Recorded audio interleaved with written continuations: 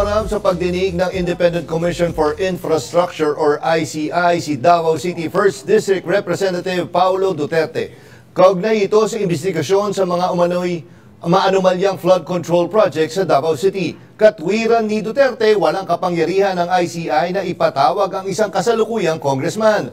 Para himayin ang isyong ito, makasama natin live via Zoom si dating Senator Antonio Sani Trillanes. Magandang gabi po, Senator Trillanes. Welcome back sa Arangkada Balita. Magandang gabi po sa inyo, kasamang Jack at kay Miss Nina at sa ating mga viewers. Yes, Senator, anong reaction nyo na inantay natin at sinabi niya noon na handa siyang humarap pero biglang last minute ay wala, no-show siya? Very typical po yan sa mga Dutertes. Magbabluff sila pero pag i-call mo, nagpo-fold eh. At ito na naman, this is one example of that. At ito, ang makikita dito ng mga kababayan natin, at sana mamulat naman yung mga supporters nila, na yung mga pinag-aakusahan nila, humaharap doon. Pero itong kanilang mga kakampi, umiiwas. At ito, sabi ko nga, documented yung kay Pulong, 51 billion ang na-allocate doon sa distrito niya. Even theoretically, hindi mo kayang isiksik yung ganong karaming flood control projects dun sa kanyang distrito. Physically impossible to do that. Kaya madaling mahuli itong taong ito eh. And yun nga, Congressman, di ba? Marami na silang yung mga parang nagbabluff. Dati si Vice President Sara Duterte, si Baste Duterte, hindi naman din humarap doon sa boxing match nga nila ni dating PNP Chief Danao. Pero yun nga, bakit ganun pa rin yung kataas ng trust ng publiko kahit nakikita naman nila na yes, puro bluff lang pero pagdating sa time na ay hindi naman sumisipot. Ito doon naman sa punto na yan ay heard your conversation earlier with Congressman Ridon tungkol doon sa rating ni Sara Duterte. I agree with him, malayo pa ito.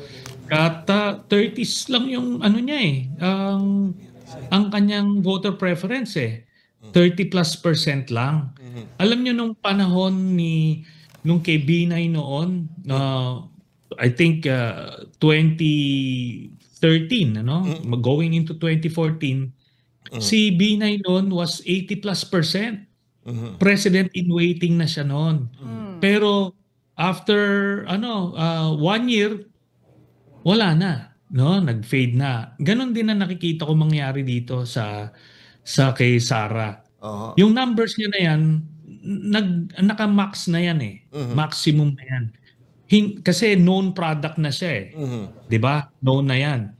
Ang mangyayari nito pag may sumibol na bagong mga muka at pagka na-narrow down yung list. Pag nakita nyo kasi dun sa listahan na yan, ang daming mga pangalan. Hindi naman kasi magkakasabay-sabay. For example, natatakbo si Leni Robredo, Risa Hontiveros, tsaka Bam Aquino.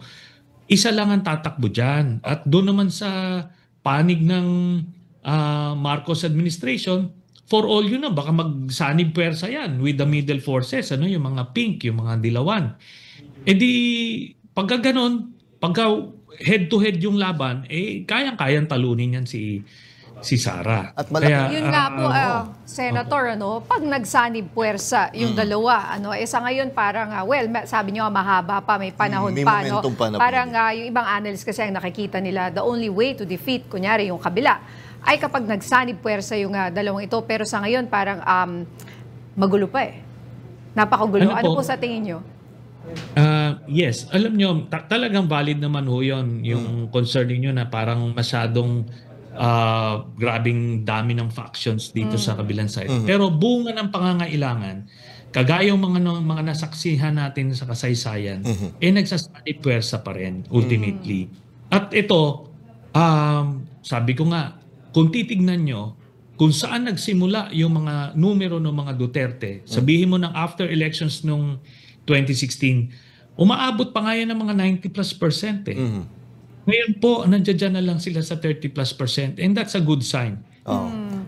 Na may mga nabubulag pa rin sa kanila, pero marami nang namulat. Yun po yun. Oo. And how do you sway, sorry, Sige lang. the undecided, no? Malaki rin, 39 ba? 39% daw yung undecided. Oo, a little less than 40%. So, malaki rin yun. Kung makuha yun ng kabilang kampo, ano, paano po sa tingin niyo na masasway po sila? Kasi magaling talaga ang kampo ng Duterte. Dahil ngayon, kung makikita mo si VP Sara, ibang-iba yung kanyang estilo, yung itsura niya. Malayo dun sa ipinakita niya nung isang madaling araw ay nagbitiw siya ng mga salitang ipapapatay niya ang presidente and all that. Ngayon, no? anti-corruption na siya. Yes, tsaka parang malinis, ang 'di ba maganda and all that, ano. So kumbaga alam nila kung paano yung optics na kailangan ng publiko sa mga panahong ito.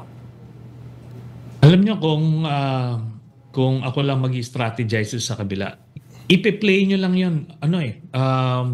Kumaga kahit paid advertisement pa yung pinakita niyang public meltdown noon, yung nagpinagmumura niya, tas yung papapatay niya si President Marcos, marami pa pong kababayan tayong hindi nakita yon.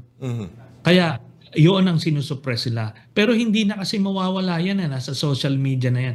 Pagdating ng panahon ay lalabas yan. Pero marami pa dyan. Ito, pwedeng itong impeachment case, ipa-file ulit sa kanya. Tapos, ito, pagkakaalam ko, within the next few days, next week, may magpa-file ho ng plunder kay Sara Duterte, bunga nung confidential funds issue na kinaharap niya noon sa House of Representatives. Marami ho yan. I've seen this where they came from na napakataas, na talagang maraming bulag. Ngayon ho, maraming namulat. At by the day, marami pa pong namumulat. And ito maiba din tayo na partner din, Senator Trillanes. No? Ito din, isa pa sa nagsabi na handa siyang humarap pag dumating na yung time. Si Senator Bato de la Rosa na sinabi niya, sige, pag umani ICI, haharap siya. Sabi pa nga ni Robin, sasama daw siya. Pero ngayon, hindi na makita si Senator Bato de la Rosa. Ano ho ang sinasabi ng inyong sources? May alam ba kayo kung nasan siya ngayon? Ang balita ho natin ay nasa Davao City siya nagtatago. At yun na nga ang ironic. No? Itong mga ito, kaya si Siga, nasa poder sila. Talagang inapi-api nila yung mga kababayan natin. Pinagpapapatay nga ho Di ba? Tapos ngayon na pananagutin sila doon sa mga ginawa nilang krimen, ayan na, nagtatago. At ito lang, liliwanagin ko lang ho sa mga kababayan natin. Itong mga ito, si Duterte at si Bato, na na-issuehan ng warrant, hindi po ito mga inosenteng tao, ha? Tayo po narinig natin, buhay na tayo nung mga panahon na ito, na sila yung nagpatupad nung war on drugs ni Duterte, na pinapatay yung mga suspected drug addicts. Suspected lang kasi hindi nga din nag-test.